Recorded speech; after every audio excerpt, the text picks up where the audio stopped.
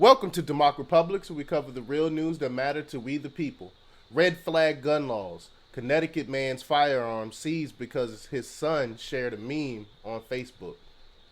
Zero Hedge report that due to the recent mass shooting, there is a major push for so-called red flag gun laws at both the state and federal levels. These gun laws are the latest tools for gun control advocates to confiscate guns for people based upon only tips and suspicion. No crime has to be committed to trigger an investigation or confiscation.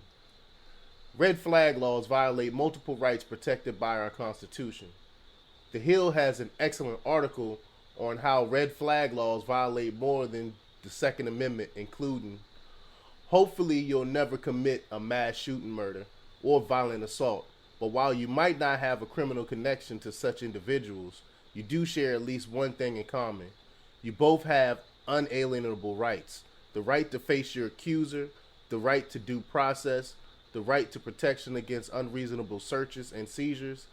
Every one of these rights are explicitly violated under red flag laws. What could possibly go wrong? Just ask Brandon Wagshaw and his dad from the anti-gunner Haven State, Connecticut. Brandon's no innocent angel. The article says, before I write anything else, let me be clear. Wagshaw is not some squeaky clean innocent angel. He wrote some vile, racist, and transphobic tweets. He also seemed to taunt the FBI in his tweets, which certainly isn't the smartest thing in the world to do. That being said, holding bigoted views is not the same thing as acting on those views. Voicing his bigoted opinions, while disgusting, is not a criminal act. The First Amendment protects his right to voice his hate in the same way that protects flag burning. No one has to like it, but it's not a criminal act. I'm gonna have to agree 100%. When we start violating one person's right for free speech, they can violate us all. Just because you don't like someone's speech, just because someone's a racist, don't mean they don't have the right to say whatever they want to say. And y'all know by now that I'm a strict constitutionalist. I believe in the Constitution, equal application of the law. Everyone has the same rights, no matter your status, in our country. But the article goes on to say that Wagshaw may also have been caught in a few lies made on Facebook, according to Northwalk Police Lieutenant Terry Blake. A Facebook page for the young Wagshaw said he was a former U.S. Marine and worked at the Department of Homeland Security as a janitor. Blake said both of these statements on Facebook are untrue. Wagshaw also admitted to purchasing 4 30-round magazines at a Bass Pro Shop in New Hampshire to circumvent Connecticut's law limiting magazines to 10 rounds. Wagshaw is now facing 4 felony counts for possession of those magazines. Whether or not you support Connecticut's ban on 30-round magazines, he'll be found guilty under current CT law for possessing them. Finally, Wagshaw did admit to ordering a kit to build an AR. A lot of preppers and gun enthusiasts have done the exact same thing. That's more than understandable, with the government chomping at the bit to enact more gun control. Wagshaw will likely be in legal trouble in Connecticut for that too. Be careful what you post on social media. This is where a concerned citizen stepped in. Wagshaw shared a meme on Facebook that someone found scary. According to News 12 Connecticut, FBI investigators say the Northwalk Police Department received a tip about Wagshaw's activity from a concerned citizen. The joint investigation began after the FBI received the tip that Wagshaw was trying to buy high-capacity magazines from out of state. Police said all the weapons recovered from the home are legally owned and registered to Wagshaw's father, but that the 22-year-old had access to them. Investigators also recovered body armor with the titanium plate, camouflage shirt, paint, and belt, ballistic helmet, tactical gloves, camouflage bag, and computers. That's right. The confiscated guns belonged to his father. The son had access to them by living in the same house, but they are his father's property. His father didn't do anything wrong, but his property has been seized nonetheless. That's just wrong. This might be a good time to remind your own kids, both young and adult, to watch what they say on social media because it has real world implications. Let's take a look at those other confiscated items, shall we? Camouflage clothing, body armor, gloves, bags, and computers are legal to own. Listing it all, however, sure makes it sound super scary, but seriously, how much danger were people facing from a camouflage bag? That's true. Why would they confiscate the bag? What kind of firearms were confiscated? I bet you're expecting to read a long list of firearms. The media spin has been predictable. CNN said numerous firearms were confiscated. The Washington Post described the weapons confiscated as cache. However, according to Hartford Current, inside the condominium, authorities reported seizing a 40 caliber handgun, a 22 caliber rifle, a rifle scope with laser, firearm optic, and flashlights, along with hundreds of rounds of ammunition. They also found body armor with the titanium plate and tactical attire, police said.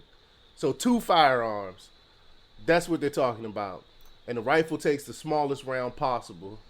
It's the kind of round you use plinking or to shoot squirrels or small pests. You don't have this stuff kicking around. That's true. What are you going to do with a 22 caliber? For real. What kind of post gets your gun seized? Even though Wagshaw has denied having any intent to commit a mass shooting, several news outlets have reported that Wagshaw made a Facebook post about wanting to commit a mass shooting, including CNN and the Washington Post. So, what's this scary Facebook post that led to Wagshaw's arrest? Good question. There doesn't seem to be one.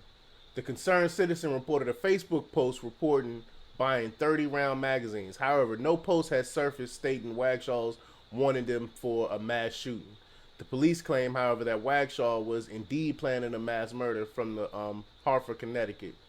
Norwood Police Lieutenant Terry Blake said Wagshaw had posted on Facebook that he was into planning a mass murder.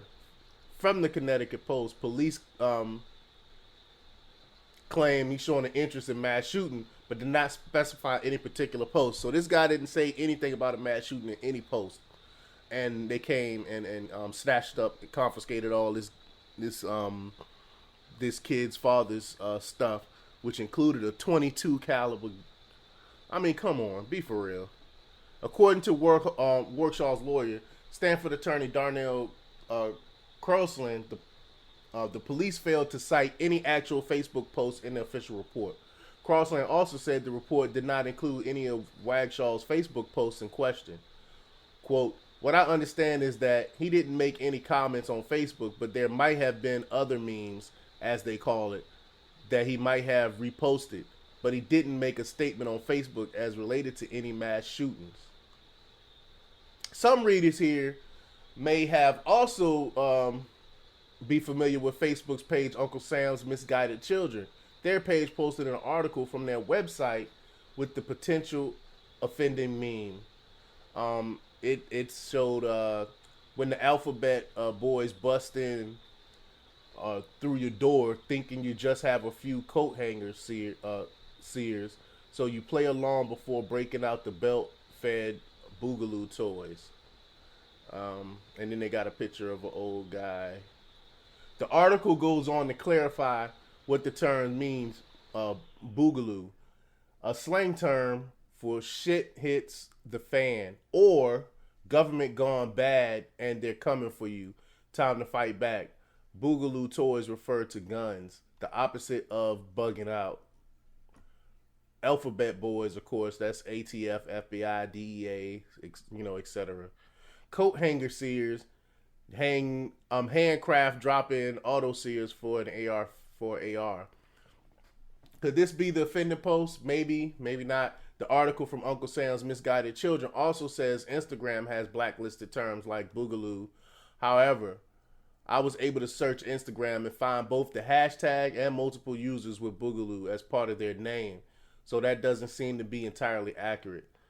The CT Post stated that concerned citizens reported Wagshaw's post after talking about getting a 30-round magazine from out of state that are illegal in Connecticut. Regardless if it was the above mentioned meme, or a post about magazines which were banned in Connecticut. Neither mention mass shootings. If it is, however, many times have we seen similar memes shared by prepper fans or by fellow members of prepper groups on social media or prepper forums. So you're gonna arrest all preppers that post crazy memes like that? What about freedom of speech? Rights for some or rights for all. Red flag laws are unconstitutional on multiple levels. I know lots of people believe they are necessary, but we make better decisions when we keep things logical and constitutional, not emotional and reaching. You got to take emotional out, and you got to be smart and use your logic. You got to be smart. That's why I try to tell people all the time. You got to take feelings out of this stuff. Here's what we know. Wagshaw is a 22-year-old man attending college, living with his 2A important dad. This 22-year-old holds some hostile and bigoted views. He also holds some anti-government views. He has lied about prior military status and employment history.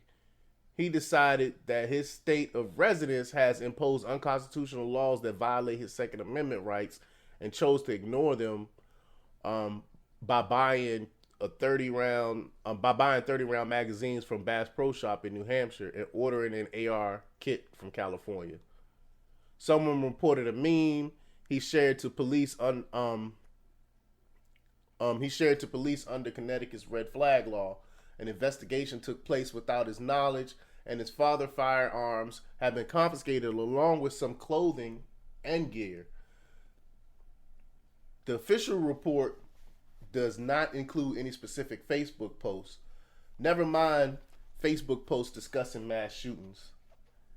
He has been banned from the college campus he attends until after an investigation. I know I'm going to catch some flack for this assessment, and that's okay. I'm fine with holding unpopular opinions. I try to remain consistent in my libertarian views regardless of what's popular or not. But constitutionally protected rights apply to everyone, even jerks with bigoted views. I totally agree. We've got an angry young man who has run his mouth on social media, combined with the general atmosphere of fear over mass shootings and firearms in general. Someone got freaked out and reported him to Connecticut's red flag law. Rather than moving to a state where the laws reflect his values, he chose to violate the law and obtain banned magazines and a kit for a banned gun. So I think they should have just took the banned stuff, the magazines and stuff like that. How did they go in and take legal guns and stuff that his father owned? It's just wrong. This whole red flag thing is terrible. These were only found during the confiscation, which was the result of a ruling that denied him and his father, who legally owned the guns, due process. The confiscation violated multiple constitutionally protected rights. Regardless of what is or isn't constitutional, he's still in jail. While Wagshaw doesn't sound like someone I want to spend much time with, he still has his civil rights, which appear to have been violated. Many would say that because of his views toward other races or towards transsexuals, that alone is enough to constitute a credible threat of violence, except that isn't. This is the difference between saying, I don't like you and I am personally going to harm you. Red flag laws are pure thought police and pre-crime division stuff. 1984 and the Minority Report were supposed to be warnings, not blueprints. We either have rights for all or we have rights for none. If we can overlook someone's right because we dislike their beliefs or views, then we should have every expectation that our own rights can and will be overlooked as well. Groups we dislike, or we will be torn apart from within by our own differences. I'm hoping it will be the first, but preparing for the second. So this whole thing is scary. When Trump first came out talking about red flag laws, that red flag law was a red flag to me that something is about to go down. It's a slippery slope. You can't really tell someone's intention. This whole pre-crime thing and snatching people up because of what they say is totally unconstitutional. Totally unconstitutional. But let me know what you think. Leave your comments down below. Do you think these red flag laws are a good thing to protect people, or you think it's violating people's rights? Leave your comments down below. Like, share, and subscribe. And check out DEMOCREPUBLIX.com for the latest in news. Until next time. We live in a really nightmare.